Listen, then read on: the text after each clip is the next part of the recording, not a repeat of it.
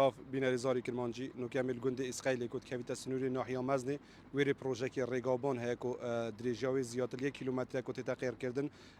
اوجی پروژه که ریگابان کو هم گنده اسرائیل هم چند گنده دور برد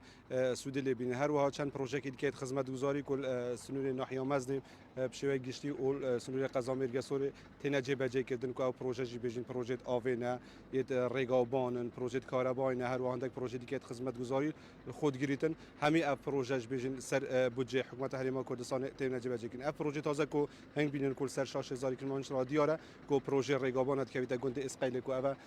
بیشین ریگاوان کو تدخل کردن کو دریجاوی زیاتر 1 کیلومتر و اوجی دلخوشیل دف حولاتیت و گنده و هر وها حولاتیت دیگه گنده دور بر پیدا کردی و سپاسیا حکومت حریم کردستان جدید کن بو جبهه که ناو پروژه هر و پروژه دیگه خدمت گزاری کد کمنه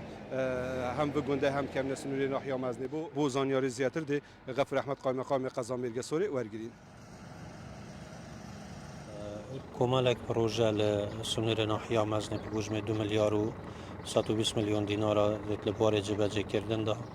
کل سر بودجه حکومت حریم کردستان کابینان و حکومت حریم کردستان و اداره سر بخویا سوران لسنوری قائم مقامیت قضا مرگ سوره تنجه بجه کردن اف پروژه لبوار ریگاوبان و قرقاو کردن ریا گنده اسقیل کو کیلومتر کو 200 و به حجم 120 میلیون دینارات تجربه کردن و قرقاو کردن کلان سنتر ناحیه مزنینه پروژه آوا کنمار و دانانا شبکه آویل کونه گنده و چکرنا ریا گنده دیران و موسکا و دانانا جسر پرینوی و هنده سال گنده به جسر بون یعنی طلبت وان به جسر که زور خطر پرینوی اف پاره موافقت جناب سروک حکومت حریم کردستان رضا مسرور بارزانی موافقت کرد که